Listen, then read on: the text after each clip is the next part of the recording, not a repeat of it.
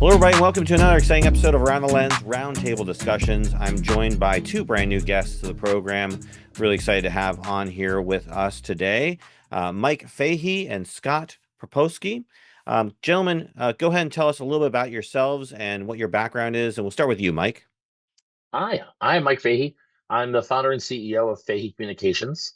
I'm based out of Boston. But before I was circling in this PR world, I spent 15 years in local newsrooms across America. I was an executive producer and then a news director with a front row seat to history. I get to call the shots from the control room, seeing kind of everything play out in real time. During COVID, I had a crisis of conscience. I realized that not enough work was being put telling real stories about real people. And I decided to make that merge over into the PR world where I've been for the last 6 years. Awesome. Well, welcome to the program. And joining us as well is Scott. Scott, tell us about yourself. Yeah, so my name's Scott Proposki, and not sure Mike knows this, but I'm also from Boston. So there you go, Mac Valley. I'm in I'm Mac also from Valley. Boston, just so you know. We're all a There, bunch of oh, Boston there we go. guys here. Uh-huh. Hey, how about them The apples? Eagle Tribune territory. You probably know the newspaper, Of Mike. course. Yeah, I also work there as well. Um, but I landed right at National Geographic as an event photographer many years ago. It was kind of like my breakthrough. Then got into Time Inc., Sports Illustrated, HBO, Google, and a few other corporate events as an event photographer, and kind of blew it up to eight-figure business. But COVID kind of wiped all that out overnight, and so I had no other choice but to start over. Right, so I started over, and happy to talk more about it. Yeah, absolutely. And again, what I thought was really interesting about both your all stories is that again, started kind of in the world of sort of the creative profession, right? Whether that's news making or news covering, and you both kind of transitioned into business ownership, right? And kind of expanded your capabilities. I'm sort of in that same sort of limbo myself where I'm ending, one career and now transitioning into being a business owner. So talk to me a little about that transition. Sort of how was that for you? What kind of was the impetus for it? And how well or maybe not well did it work for you? Has it worked for you? I think, Scott, why don't you go ahead and start because I think you have a kind of interesting up and down aspect to your story that I want to kind of delve into a little bit. Yeah, so I was I was a guy with the camera, photography, driving, going to New York City, getting the corporate gigs. But honestly, I was probably a more visionary on building a business than I was a photographer, honestly. Hmm. Um, about 15 years ago, when I saw the opportunity for event photography, and I just focused on one thing, going to events, high profile events, and printing photos at events. And I saw that opportunity and just stuck with that one thing.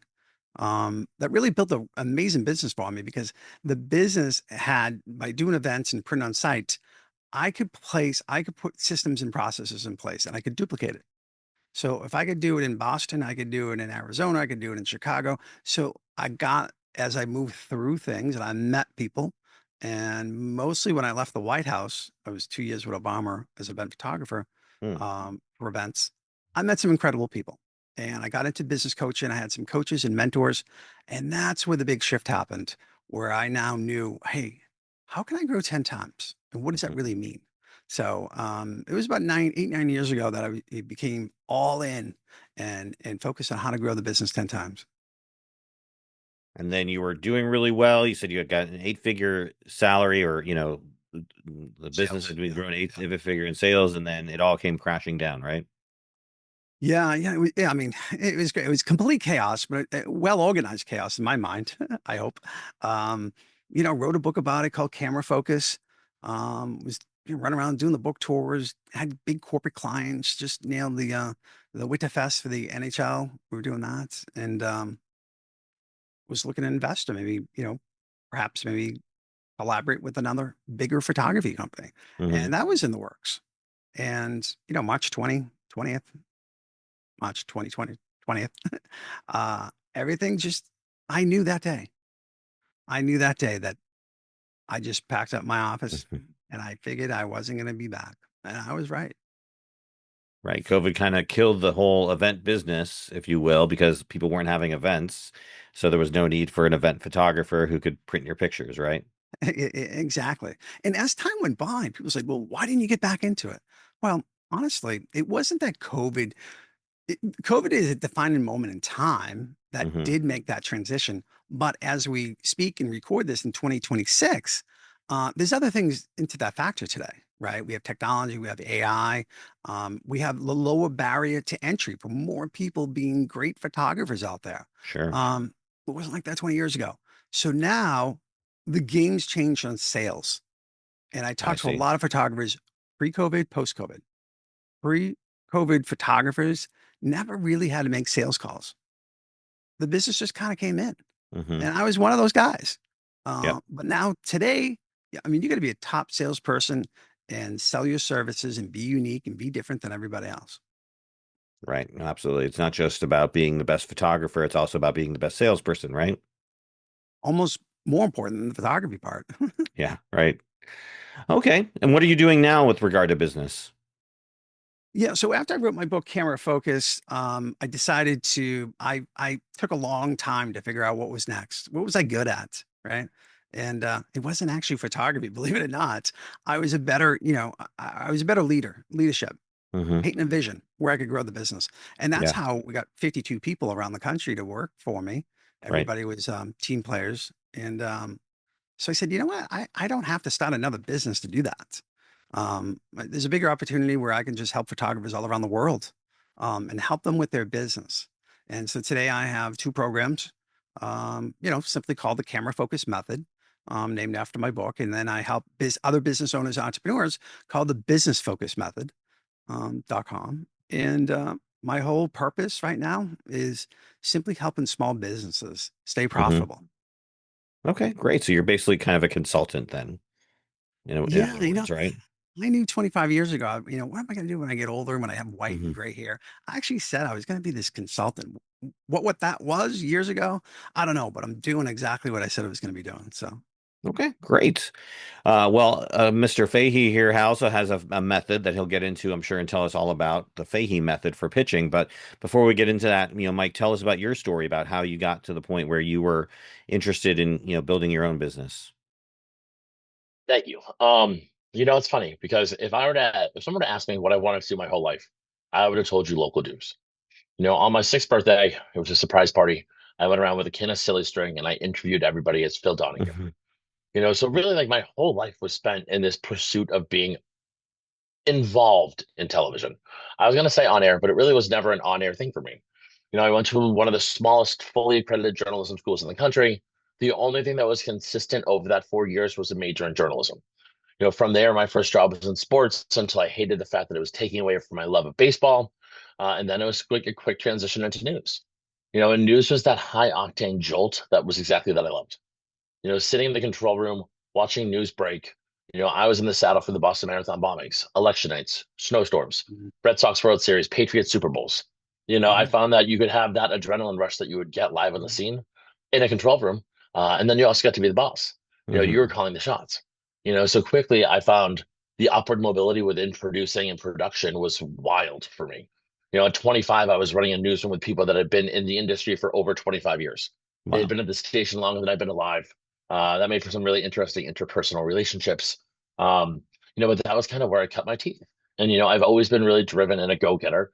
And I set my sights really early on becoming a news director. I Hmm. wanted to have the corner office. I wanted to be that person in charge. I wanted to, make those decisions. And then I made that happen in the midst of COVID. In the midst of COVID, there was a station that I was up for news director 3 times and the runner-up every time, the perennial bridesmaid. So I was like, you want to know what? This is it. I'm going to become a news director. I don't care where I go. And off to Baltimore I went. And it's kind of like the analogy that sometimes you get to the top of the mountain and you look around and you're like, oh, wow, this climb was awesome, but this isn't what I wanted. And that was my struggle. Couple that with COVID, everything that we know about life changing. I remember for me, there was a few like seminal moments where I sat in that newsroom, with a 6 foot stick, trying to make sure I couldn't touch anyone, being a part of a newsroom, being a frontline worker throughout all of COVID. Um, I watched these companies that I loved. I watched these beloved restaurants where I'd spent years of my life growing up shutter. And I thought to myself, one of the things missing here is storytelling. No one is advocating for these companies to tell their best story. They're too consumed with the day-to-day minutia to really get their best foot forward. Mm-hmm. So from there, I will be honest, I lost my dad during COVID as well, Oh, and I I lost my had this mom. moment. It was the worst thing that ever happened to me. Yeah, I'm And sorry the to hear that. craziest thing, Mm. I quit my job. And I'll be honest, I was 30, gosh, I was 35. I had never quit anything in my life. Never a sport, never a club, never an activity, never an instrument. I didn't play an instrument. Um, but never, I just said that was just not, that wasn't my story. Um, and the only thing that I knew how to do, because, people often tell you that that new skill set is so hard to manipulate. I was like, well, I have to go into PR. Like that's my only option. Let's Mm-hmm. go. Let's figure out how this works. Let's launch a company. Let's make a logo. Um, and I just kind of was like blindly doing it, driven by grief, uncertainty, and the fumes of COVID-19 still burning through my body. Mm. Mm-hmm. Um, and there it was. I found this path forward with this company that has been the most wild roller coaster ride. 5 years ago, if you asked me what I loved and what I hated, I would have told you the uncertainty was so much. I never knew, how long a client would last. Some of those growing pains definitely have acquiesced over the last 6 years. But instead, like what I found on this side is, I got to run a presidential campaign for the most like grassroots candidate in the history of time. Wow. Right now I'm running a gubernatorial campaign out of Florida. But Wow. tomorrow I'm going to be doing a big opening at a PAL facility in Boston. I'm working on a big HBO documentary series with a client right now. So the cool part about PR is that it changes every single day. But Mm-hmm. making that pivot, that uncertainty, and then trying to grow your business on top of all of that, Mm-hmm. you have to bet on yourself. And it's hard. It's hard to also be like by yourself. That's like the Yeah. biggest thing. You're so used to having that newsroom camaraderie where you're with people all the time. There's so much energy, and then the only person driving that energy is you yourself in your house by yourself. Um, I now have a share space. After 6 years, I've figured out some of those best practices. I feel like I have a nice network of other solo entrepreneurs that kind of, we drive each other forward. But no one teaches you how to do that either, like how to flex your own muscles and drive yourself to get the best results every single day. Mm-hmm. Mm. Yeah, no, absolutely. And I'm going through that myself. I'm kind of been working from home after retiring from the military after 25 years. So going from, being surrounded by communication professionals in my job to, basically now just, being surrounded by me, myself, and I most days. It definitely takes a bit of an adjustment period. So, within your company, Fahey Communications, you have your Fahey method for pitching. What is that exactly? Well, I quickly, when I got into the industry, was told that I knew nothing of what I was talking about. Everyone's like, "What are you doing? You do things so differently. You do, I was adding multimedia to pitches. And Mm. for me, the Fahey method is all about deriving the best outcomes by counter engineering your pitches. Who is going to read it? When are they going to read it? I think that I'm probably one of the first PR guys that started to do a whole lot of pitching in the middle of the night. Mm-hmm. Thanks to MailChimp for allowing me to automate that. Shout out there. Mm-hmm. But like, it's about reaching the right people at the right time. Understanding what story is going to resonate with the right people at the right time. And realizing that in this modern economy with news, reporters are more taxed upon than ever before. So the most important thing that you can do is reach them. They may be too busy, and it's not because they don't want to cover your story, it's because they have 17 other priorities. Mm-hmm. So while some people would call it the spray and pray method of PR, Mm-hmm. for me, it's like it's a lot more calculated. It just means you have to be a big time shot shooter. I always say that I'm the Steph Curry of PR because I shoot big shots and I try to make them every time. Mm-hmm. But honestly, like the stakes here are kind of not insane. If you miss, they delete your email. Like you Yeah. can try again tomorrow. And I think that that's something that PR doesn't talk about enough either. Like shoot your shot, get your clients in front of those people. Because who knows when they're going to call you back. And then the 1,700 pitches that you sent that were ignored, all of a sudden you're on GMA and no one remembers the first 1,699 that no one listened to. Exactly. Mm-hmm.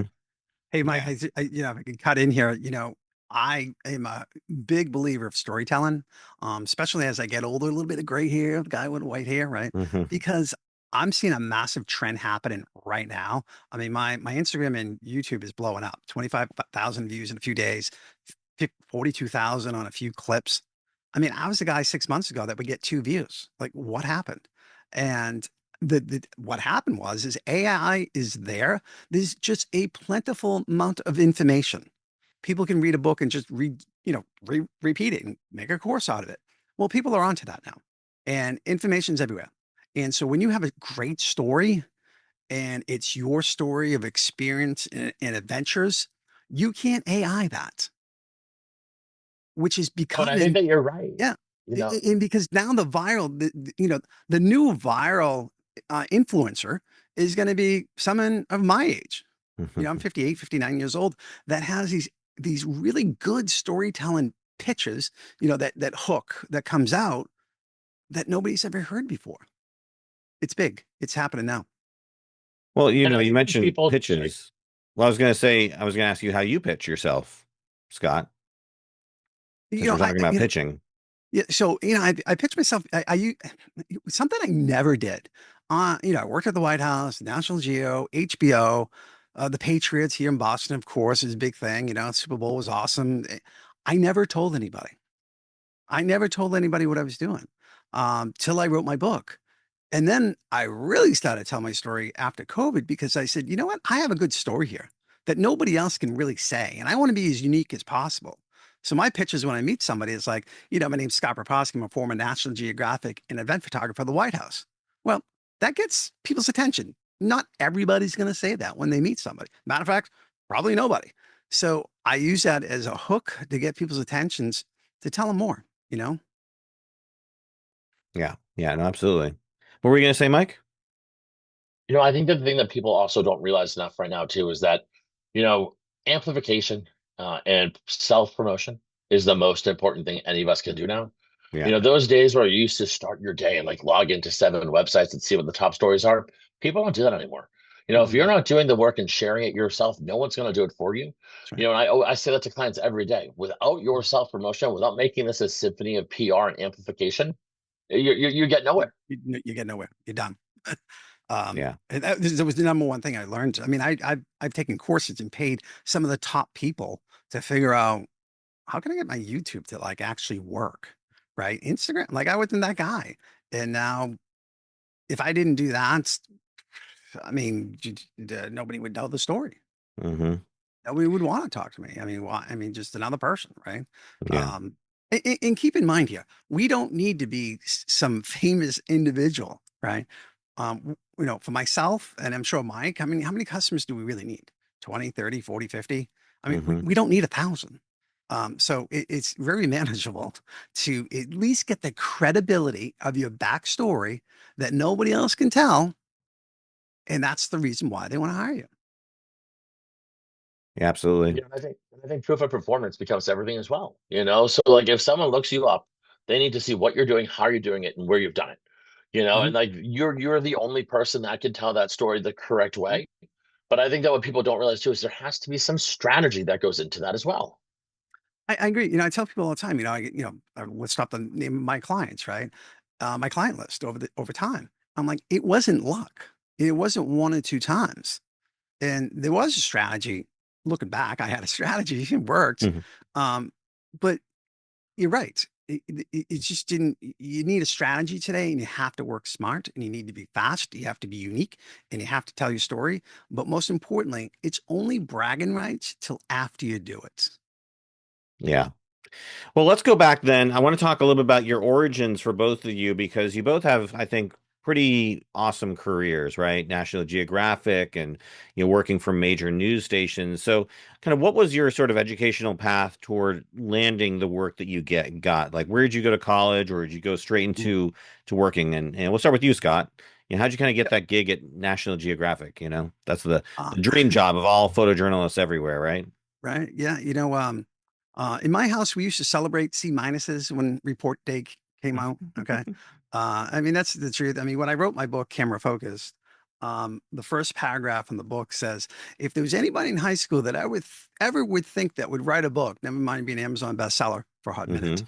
would be me, the Yeah. last person.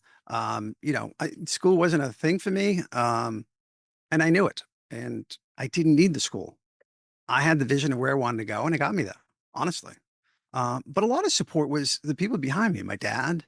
My dad would travel with me all these different events, and my dad and I share great stories with a photo shoot with Miley Cyrus and Billy Ray Cyrus that we still talk about today. We usually have dinner one day a week together, and all these stories come up. And it was his reinforcement. The reason why I have this book 25 years ago, we'd have these really unique stories that we would do. And they were unique, but they became the norm in our lives. And he goes, Scott, someday you're going to write a book. For 20 years, Scott, someday you're going to write a book. So when that opportunity came up, I had to use my broadcast journalism degree because I went to Northern Essex Community College. And right, I had associates in broadcast journalism. I'm like, my dad always said, someday I'm going to write a book. I got to write this book. So I wrote my book and told my story. Yeah, no, absolutely. And how about you, Mike? What was your sort of origins into what you did? Like For where'd you go to me, school? yeah. Um, I remember that I wanted to go far enough away from home that my mom couldn't come to visit on weekends. So that took me on a wild tour of the South. And I wound up at Washington and Lee University in Lexington, Virginia. Population of like 900 people beyond the college. It was the smallest fully accredited journalism schools in America. I'm Wow. proud to say that 4 classes my senior year, I was the only student. I was one of only 2 people that graduated with a broadcast degree. And for me, like the path into that career was very much like what you see on like, in a classroom. Get an internship, stay in touch, get the first job, make it Mhm. work, impress them. And for me, that started up here in Boston at Nesson, working for the Red Sox. Right. My first job was as a production assistant, making $10 an hour, cutting Red Sox highlights for Hazel May. And Wow. I thought I had arrived. I thought it was the coolest thing in the history of time. I had like an I Heart Hazemi t-shirt, and I was like, one time I got to be on sports desk. I'm dating myself with all those references because none of those things exist anymore. Um, but like I thought that sports was my end all and be all. I thought one day I'd work at ESPN. But I was just so excited to be back in my hometown, that I think that it was interesting to skip some of those stops. That pedigree that people used to swear by, work in a small market, work your way up, it's changed so much in the last 10 years that, that path forward that people once thought, people are getting hired in Boston as producers, photographers, reporters, with 3 to 4 years of experience tops. The Wow. industry has changed so much that, like, if you are driven, if you have that, chutzpah to really go and take the wheel of your career, 5 years in, you could be doing incredible things with, in ways that you never even imagined, which I don't necessarily know is the message that's being given out in colleges. Because I Right. work with a lot of students and they're like, oh, they say that broadcast is dying and that this is dying. And I'm like, as long like, yeah, we all have phones. Everyone thinks they're a photographer. But, like there's always going to be a need for that historical archival of footage. And Mhm. there's always going to be a need to do it well because I've had a Yeah. camera phone for 20 years and I can't take a picture to save my life.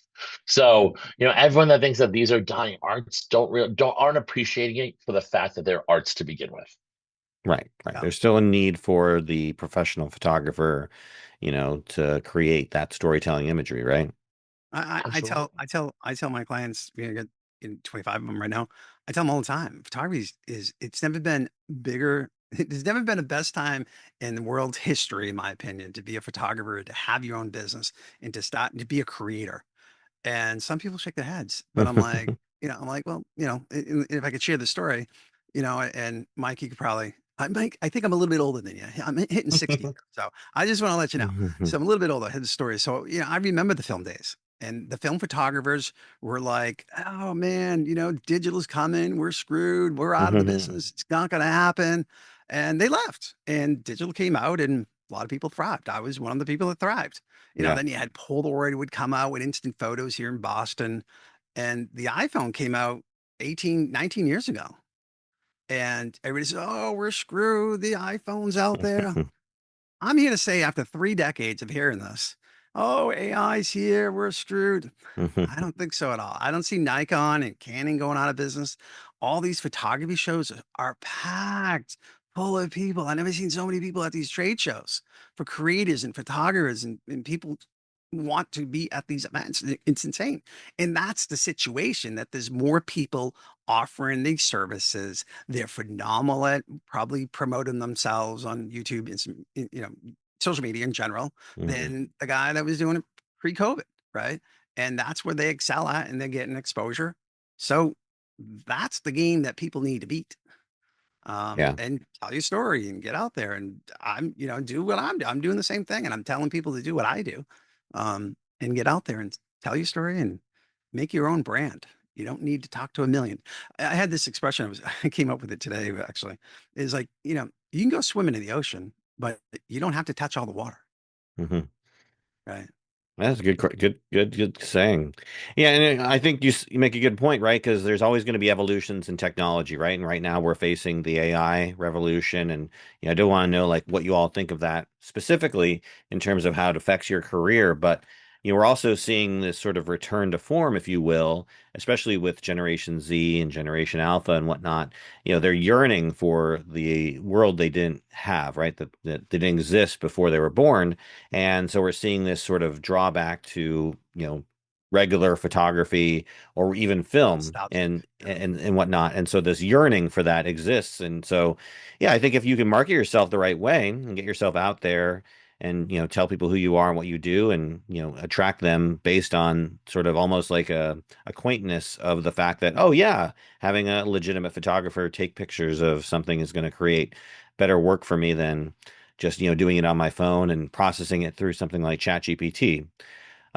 So that's I think an interesting sort of way to look at it when you have those people who are doomers and gloomers and they're thinking like, oh man, the world is ending and the sky is falling. So talk to me about how you both have kind of handled and navigated your way through the current sort of AI revolution. Has it affected what you do? Are you leveraging it? Maybe it's helping you. How are you handling it?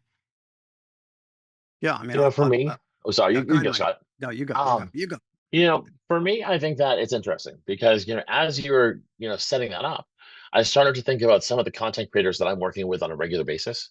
And something that has struck me in the last few years, a lot of them are abandoning their phones and going back to a more traditional setup.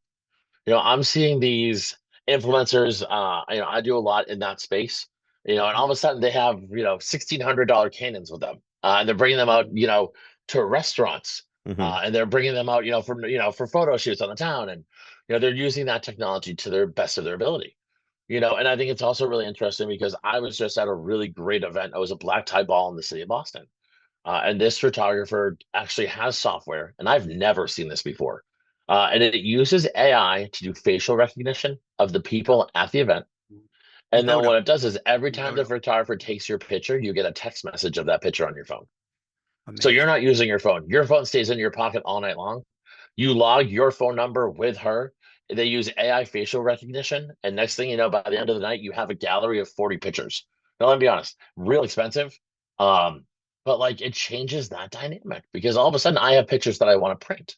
It's harnessing the AI for good because, I think that the message that people miss a lot with AI is that it's not going anywhere. It's here to stay. It's all about the way that you harness it. It's the way that you train it, and it's about the fact that you need to use it discerningly. Anyone that just thinks that you can throw a picture into ChatGPT or ask a prompt to do something for you, that's not how it's supposed to work. That's how it can work. But if you want to use it well, if you want to do it right, you're going to use something more like a facial recognition application, to really sell your product. How do you use it to help you, not replace you? And I think that's kind of what I've been looking to implement across the board. For me with new clients, they're always asking for proposals. For me, what I typically do, I have my ChatGPT large language models are in my voice. So those proposals that used to take me 2 days to get done, I can get done in, 2 hours. But that allows me to do more, but that doesn't mean that I'm supplementing anything that I'm doing. It just has simplified one of those processes to make me get in the door a little bit easier, Because Yeah. we all have to move faster. We have to faster do than more. ever. So yeah, we can do those proposals faster, but now we got to pitch more. We don't need to call 10 sales calls. We need 100 sales calls, right? So it's all in retrospect of what's really happened in the world. Um, and yeah, I love that software. By the way, the face recognition. It's been around for many years. It was used in the military. Maybe you probably know about that, Dave, right? Maybe not. We'll go another. We'll move on from that. Right. I don't know. Um, I probably couldn't talk about it even if I knew about it. I don't yeah, know. right, exactly. We'll just say we can't talk about it. We'll call it that. But I'm helping photographers now take great headshots. Hmm. Headshots is almost like a common name for corporate photographs, right? Yeah. Headshots 10, 20 years ago meant was like, oh, you're an actor, you're an actress, you need a headshot. Today, when you say you need a headshot, it's corporate and work related, period. We don't even go down actress or actress headshots, right? Hmm. And then using technology where you can do headshots, take the photo, instantaneously AI is improving it, not changing it, but just improving the photo, just like we did 30 years ago, 20 years ago to a high school senior portrait. They were Hmm. touched up and delivered, right? Well, we're doing the exact same thing, but we're doing it in 5 seconds, right? And then delivering that headshot to a corporate client and their whole entire team before the photographer even leaves the building. Yeah, no, absolutely. I mean, the speed at which you can really uh, do things has accelerated so fast. But I think we're talking about where does AI sort of impact certain careers, and I think if you're a stock photographer, I don't know if there's really much work out there left if you can I just agree. generate a I photograph agree. that looks decent in AI, or if you're doing just sort of basic quick graphics for like to tell to tell a story or go along with a post. I don't think there is as much a need for, those type of work. But then again, I think it kind of pushes, people who want something better than what AI can produce and something more custom, they're still going to want that human touch, right? Yeah, I had a client, the stock photographer, worked for a major corporation company out there, Mm-hmm. uh, and they were downsizing, right? Stock photography, they were removing the photography department. This is just Mm-hmm. recently. Um, and I was coaching them. I'm like, "Look, you know, it somebody has to do this. They need these photographs. You can do AI or not, but maybe your job just changes where now you're the creator and inventory taker in control of all these thousands and thousands of products that this company sells, that there has to be a system in place to organize this. Because if you can do a million photos and AI does it and delivers them, well, that's no good if you just got a pile of photos somewhere, nobody knows what they are, they're tagged, where how do you run them in the, the flyers, the website update. There's a lot more. That's the new job, right? How to Mm-hmm. organize and identify the right photos to fit the need where it needs to go and in a fast way. How do you automate it? How do you train other people to do it? So there's that new job is out there now. Maybe not just taking the photos, but you're still in that realm of business. You're just now organizing it, Mm-hmm. right? I Yeah. mean, that's just, that's one spin on it. That is a need. Honestly, it's not made up, but it's an accurate story, right? Yeah, absolutely.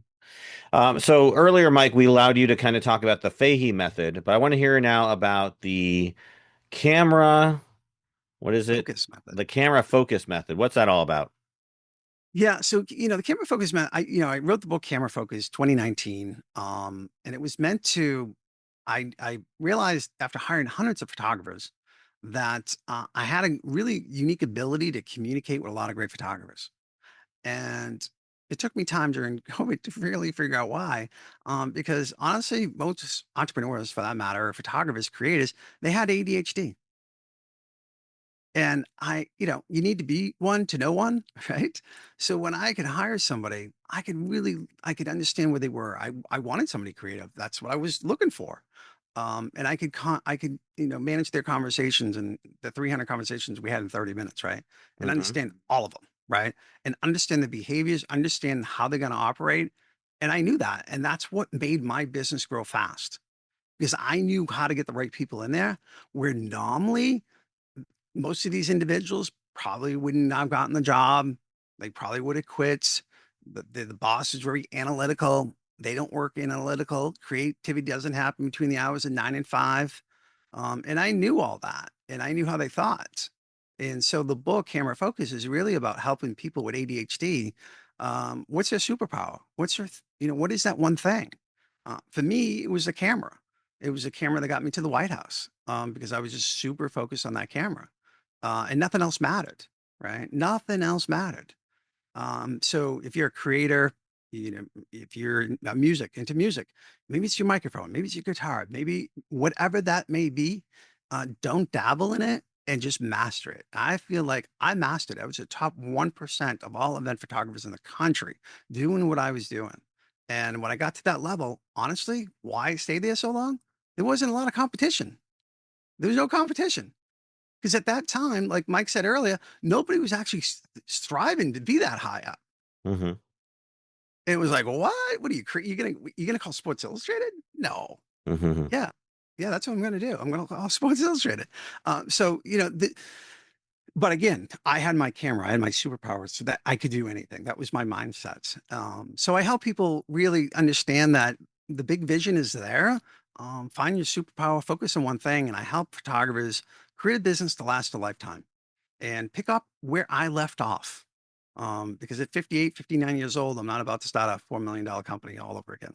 Okay. But I Hmm. can sure help. I can help hundreds of photographers around the world build a business fast in the photography industry. Yeah. Undoubtable. Undoubtable, I could do it. Absolutely.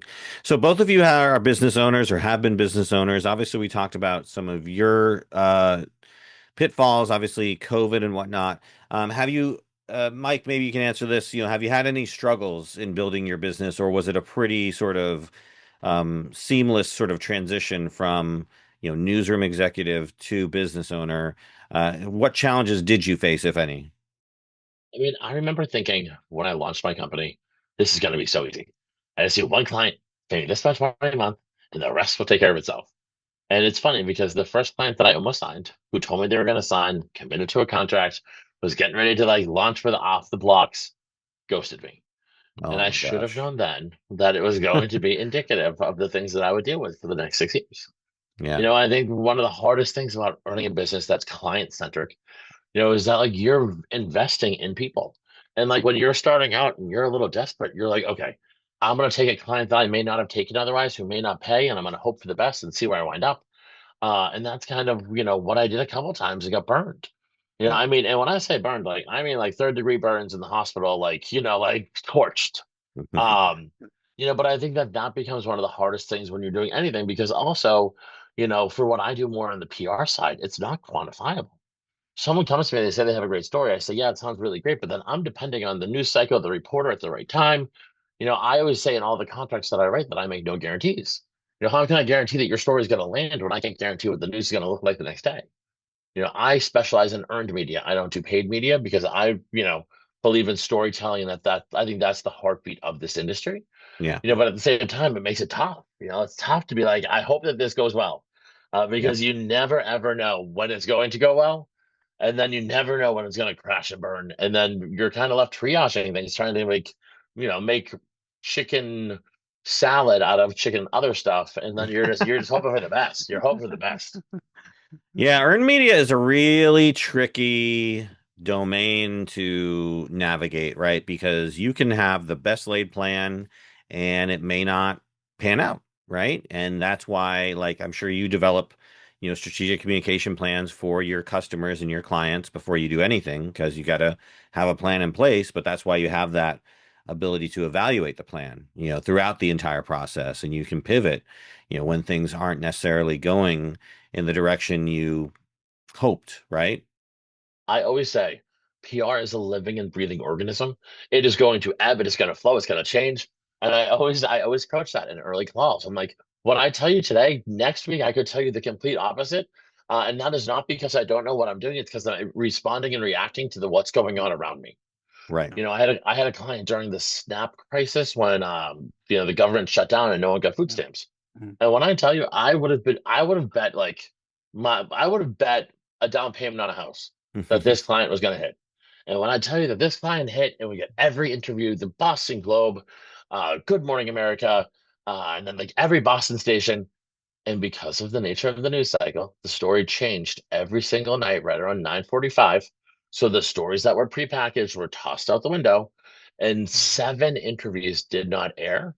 And Mhm. that client wasn't happy. And you want to know what? I Yeah. wasn't happy for them, but that I was like, I still got you all these looks. It's not my fault that they didn't convert into, you know, seven incredible broadcast news opportunities. Right. So you said you primarily deal in the earned domain, but if you had a client who wanted to leverage the owned or paid domains, would you assist them, or would you direct them towards maybe someone who does pure marketing or something else? So I do a little bit of paid, but I'll be honest. I think one of the most important things about having your own company is knowing your strengths and your weaknesses. So Hmm. typically, if someone asks me something, I'm far enough along in knowing what I'm good at and what I'm not good at that Yeah. I'm like, I don't know how to do that. Find someone else. I'm not your guy. At this point, I kind of am really blessed that I know a lot of people in that space. So Yeah. if it's not going to be me, it's going to be one of my friends. Sure. Someone just came to me yesterday and they're like, my meta ads went from having, 1,000% ROI, and now the ROI is 6%. She was Hmm. like, "Can you help me?" And I was like, "Absolutely not. I have no idea what that means." Like but I can give you to someone who will, because I'm not going to take anyone's money if I don't know what I'm doing. Right. No, absolutely. You should never misrepresent yourself. But, both of you are in many ways, marketers in that you're marketing yourselves, you're marketing your business. So let's talk a little bit about how you market and kind of what you do when you're trying to, again, market yourself. How do you sort of turn that sort of camera lens, if you will, for a better term, on yourself to get yourself out there and be that proponent of who you are and what you do? What are your sort of techniques for success in that regard? And we can start with you, Scott. We're doing it right now, right? I reached out to you. I want to be on a podcast. I was on three today. Oh, it's I did awesome. three interviews in podcast, usually on 4 or 5 a week. Oh my Then I gosh. get to, yeah, I'm pitching, I'm pitching it. I got a good PR agent, me, doing my own pitch. But it's working. I have that unique story. I figured out the hook on to get on to tell my story. And I'm telling my story. It's on information. And that's what I'm seeing in my social media, why that's just really blowing up right now. Um, because I'm taking, which I'm not paying for, right? I'm not paying to be on this podcast. You're not paying me. I'm not paying you. But then I get great content, and then I take that content, split it all up, splice it and dice it, using AI for that matter, and using the right hooks and the cut lines and everything else, using AI, and then posting it to all my social media sites, scheduling it all out. So now I have great content, totally recycled for my own purposes to get my word out even more. And I didn't spend a dollar and a dime on marketing and advertisement doing that. Yeah, no, that's the way to do it for sure. Yeah, kind of. Yeah, it is. But again, it took 25, 30 years to figure out, or even the past 4 years or 3 years of doing absolutely nothing and wondering how am I going to do this, and then all of a sudden things sort of come together, right? So it's it's like Mike said, it's like, wow, look at Scott, he's so lucky, so successful, right? I'm like, well, where were you the past 6 years? you know? How about you, Mike? For me, I think that it's funny. The things that I would have like hung my hat on today, if you told me I was hanging my hat on them 6 years ago, I would have laughed. I always fall back on 4 Emmys because that gives you like instant name recognition and credibility.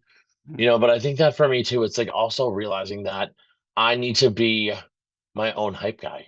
And that's sometimes the hardest thing to do Oh, because you very work so hard very for much. clients that you're like, okay, like I'm gonna do X, Y, and Z. Now I have the win. We're gonna share it.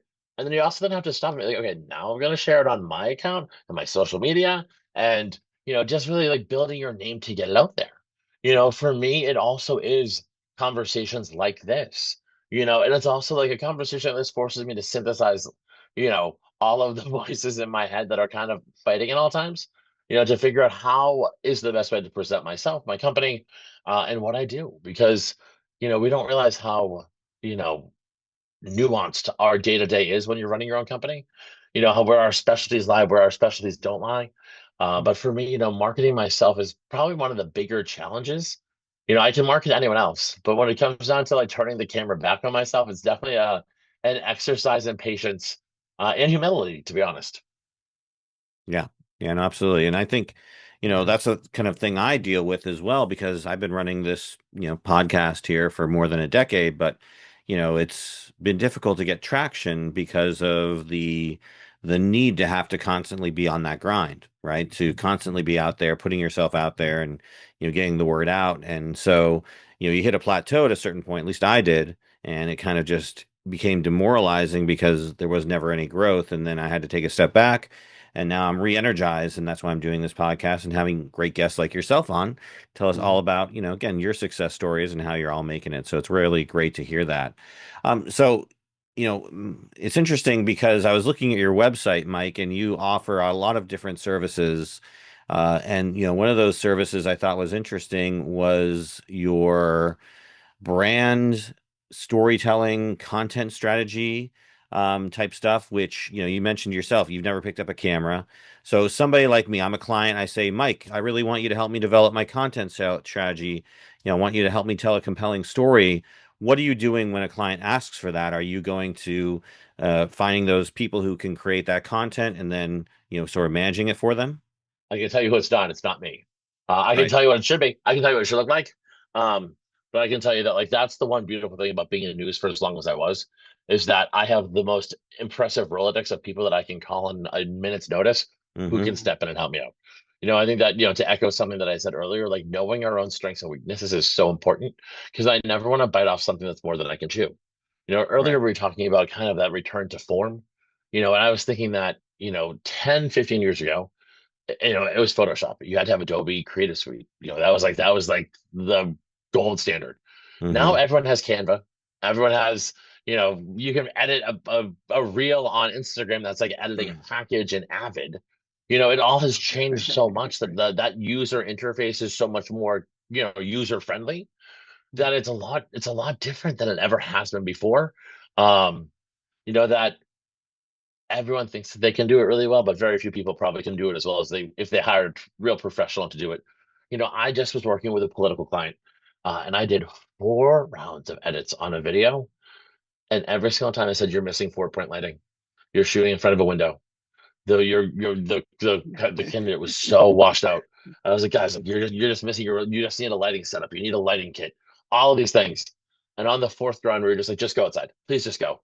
Like, so it's wild. Like, this is a professional photographer doing it. And I was like, guys, we Hmm. just need some lights. Just a little light would take you so much further. Um, but I'm sure that person was not an A grade professional photographer. I'm sure, because actually, you want to? I can guarantee you that because he shot in front of a window 4 times and thought it was going to change every time because of the weather. When in Oh my reality, God. we all know that it has nothing to do with the weather. It has to do with the light that's pouring in through a glass pane. But hey, listen, we learned that the hard way, and it was a Exactly. lesson. Exactly. And this is exactly what I tell my clients that are really great photographers, really great work. I'm like, it's not going to take much to beat out your competitor because they probably don't like. There's a lot. You Google it, like, look at all these photographers. How many are actually good, right? It doesn't take much. And speaking of lighting, like this whole setup here is like, if I'm going to be in a room with clients as a photographer, like lighting's important. Like this whole setup, this is not an accident, right? Yeah. I need, you know, it's like Remington, the CEO of Remington shavers and he doesn't shave, it's like, how can you do that? Right? He can't do that. He has to shave, right? So it's like, it's kind of the same thing. Um, yeah, simple things like that, right, Mike? That you would think that a photographer would know and it doesn't happen. So Yeah. Well, I feel like I've made a great match here today because, Scott, if you ever need PR, you can go to Mike, and Mike, if you need a photographer, you can go to Scott. So this Absolutely. is a well, perfect match right here. And we're both in the yeah, same areas. That's a good we're thing. both in Boston, right in Boston. There you go. Mike, there's something I always say too, and my team used to say this, like, how are we going to do that? Well, it's not how, it's who. We just simply got to That find is, out I love who's. that. That's true. That's so How about true. who? I promise you, I know someone who does. Yeah, right. And that's the power of, I call that JV partnerships, right? Joint ventures. And I gather like Mike's gonna be my Rolodex, right? He's gonna be my joint venture. And Hmm. I try to coach other business owners to do that. Build up your joint venture list because those are the best people that can sell for you. I know Mike probably knows 10 people that could probably get clients from me right now. And I could probably get 5 from him right now myself. Um, I say 5 and 10 because you're a hybrid. No, I can. Uh, but we have them in our Rolodex. But this is you're right, Dave. It's about joint ventures, collaboration, network, and showing up at 8:30, 9 o'clock at night to be on a podcast with somebody on a Tuesday, right? And then you say, oh wow, how'd you get that business? How'd you meet Mike? Wow, that's amazing that you know this guy. Well, because I'm willing to show up at 8:30 at night and say yes to a podcast interview, right? Yeah. Those are the things. Are you doing that? Are you showing up at 9 o'clock at night doing that? Yeah.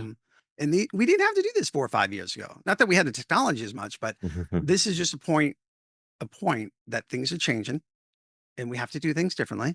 Yeah. And you have to show up at 9 o'clock at night on a Tuesday and take full advantage and enjoy the conversations or sales calls or whatever that may be. Yeah. Well, I'm definitely going to let you both obviously plug your websites and I'll make sure to put your Yeah. links into our show notes. But before I say goodbye to you both, I want to get any little last words you'd like to express, last words of wisdom. And I'll throw it to you, Mike, first. Any sort of last words of wisdom before we end our show? If you're sitting here listening to our stories about pivoting, and kind of tackling that great unknown. Don't be afraid to do it. I think the greatest regret I would have in my life is if I didn't do this. It has been the hardest thing I've ever done. It has been the most wild adventure of my life. I've represented insane clients for the better or worse. Um, but the freedom, the ability to be my own boss, the ability to tell real stories without any limitations, that's the greatest gift I've ever been given.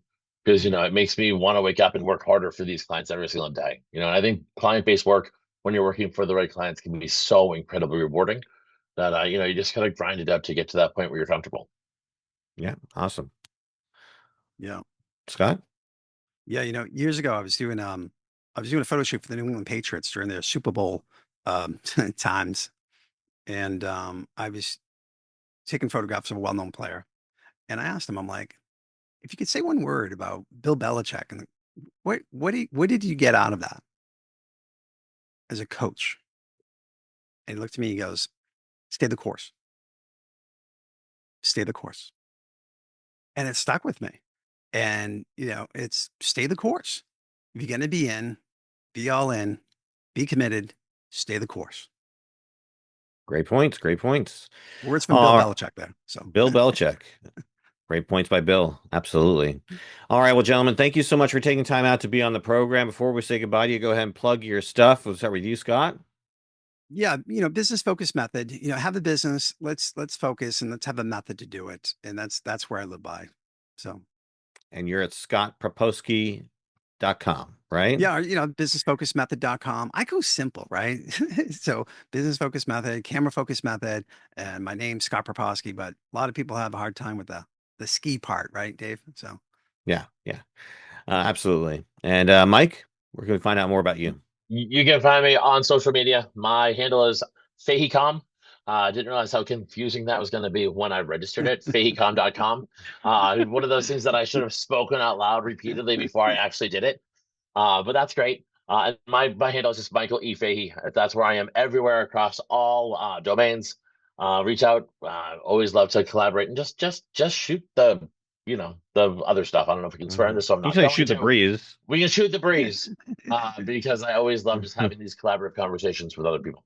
There you go. That's awesome. Yeah, you should have had like a PR person tell you, about your website. And no, okay. Exactly. Anyway, yeah, right. All right, great guys. Well, thank you so much for taking time out to be on the program, sharing your stories, and of course, uh, I think some really wise, sage words of advice that I think can help out a lot of people, whether they're again trying to start their own business or they're in your similar shoes. Or just creatives looking for a new avenue or outlet, or maybe feeling a little down about themselves and sort of the way of the world. It's like I think you've given a lot of great advice and feedback. So thank you again, guys, for coming on the program. Thank you. great to be here. All right, for Scott and Mike, I'm Dave Murphy. This has been Around the Lens, Roundtable Discussions, and we'll see you on the next one. Bye, everybody.